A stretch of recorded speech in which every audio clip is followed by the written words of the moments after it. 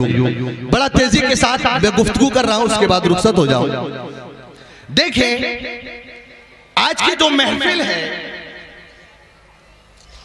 रब कुरान में फरमा रहा है, इक़रा बिस्मि रब्बिकल लज़ी खलक़। और बड़े बड़े यहाँ पर उलमाए किराम बैठे हुए हैं। लफ्ज़ इक़रा जो कुरान में आया, रब कह रहा है पढ़, इक़रा पढ़िए। और यहां पढ़ने से मुफस्सिरीन ने बयान किया है, जो लफ्ज़ इक़रा है, इस इक़रा से दीनी दुनियावी पढ़ाई मुराद नहीं, बल्कि दीनी पढ़ाई मुराद है। इक़रा बिस्मि रब्बिकल लज़ी। और मैं बात आपको बताता हुआ चलूं कि इंसान दो चीजें लेकर के आगे बढ़ता है, या तो वो ABCD की लाइन से निकल करके दुनिया की लाइन में जाता है, या फिर अलिफ बा ता सा पढ़ करके वो हाफिज कारी, मुफ्ती, मुजद्दिद, गौस अब्दाल बनता है। दुनिया के अंदर दो ही लाइन है, एक दुनियावी है और एक दीनी लाइन है। लेकिन जो इंसान अपनी अक्ल को, अपने दिमाग को दुनियावी तालीम को छोड़ करके दीनी तालीम में लगा देता है, उस इंसान की अक्ल कभी पागल नहीं होती।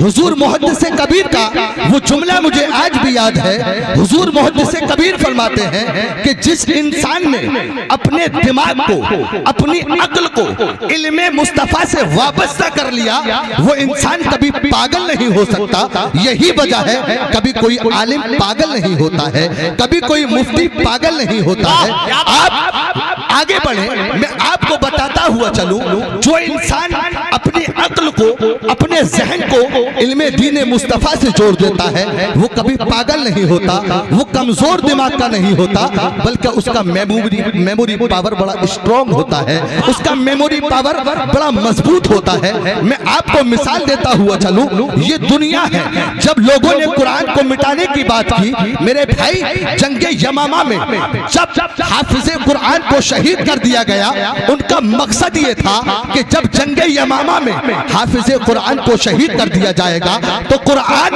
हिंदुस्तान में नहीं पहुंचेगा, कुरान बरेली नहीं पहुंचेगा, कुरान धोरा नहीं पहुंचेगा, कुरान गोटिया, जो बंजारों वाली गोटिया है, वहां कुरान नहीं पहुंचेगा। कयामत तक ये कुरान जाना है और इसे हमें रोकना है। तो जंगे यमामा में 70 हाफिज़े कुरान को शहीद कर दिया गया। मतलब ये था कि जब कुरान यहाँ खत्म हो जाएगा तो कयामत तक कुरान नहीं पहुंचेगा।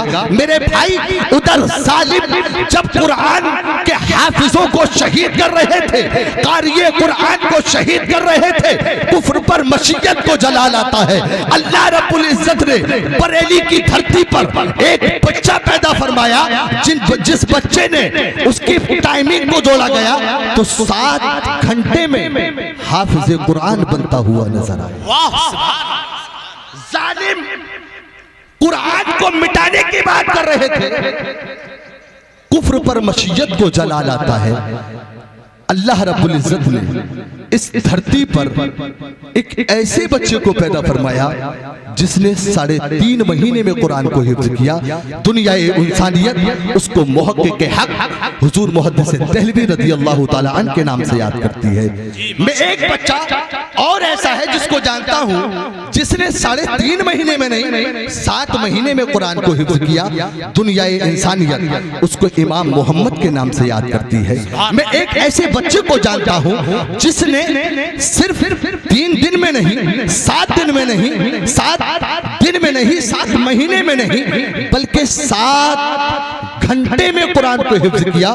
दुनिया इंसानियत उस बच्चे को हुजूर आला हजरत मुजद्दिद दीन व मिल्लत अश-शाह इमाम अहमद रज़ा खां फाज़िल बरेलवी रज़ियल्लाहु ताला अन्हु के नाम से इंसान जब अपनी अक्ल को, अपने जहन को इल्मे दीन मुस्तफा से जोड़ देता है तो उसका कुव्वत हाफिजा कमजोर नहीं होता, उसका मेमोरी पावर स्ट्रॉन्ग हो जाता है, बड़ा मजबूत हो जाता है। यही वजह है कि हुजूर मुजद्दिद अल-फ़सानी को जब ग्वालियर की जेल में बंद किया गया तो तारीख ये बताती है, हम लोग अगर जेलों में चले जाएं, जाकर के वकला को याद करते हैं, काश कोई ऐसा वकील हमारे पास आ जाए जो हमें जेल से निकाल करके बाहर कर दे। तारीख ये बताती है जब हुजूर मुजद्दिद अल्फसानी रहमतुल्लाह अलैह को ग्वालियर की जेल में बंद किया गया तो वहां पर आपने किसी वकील का इंतजाम नहीं किया, घर वालों से न मिले, गांव वालों से नहीं मिले।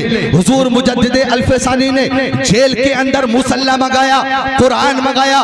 तारीख ये बताती है कि मुजद्दिद अल्फसानी ने कुरान पाक को जेल के अंदर हिफ्ज किया और सिर्फ कुरान को हिफ्ज नहीं किया, तारीख के औराक को पलट करके देखा तो तारीख के औराक ये बोलते हैं मुजद्दिद अल्फसानी ने जेल के अंदर मुसल्ला मंगा करके खुदा की इबादत की, कुरान को हिफ्ज किया और कुरान को हिफ्ज करने के साथ साथ जेल के अंदर बेशुमार कुफ्फार को कलमा-ए तय्यबा पढ़ा करके दाखिल इस्लाम भी किया। सुभान अल्लाह। अपनी अक्ल को इल्मे दीन मुस्तफा से वाबस्ता कर देता है तो उसका मेमोरी पावर बड़ा स्ट्रॉन्ग हो जाता है। और मेरे भाई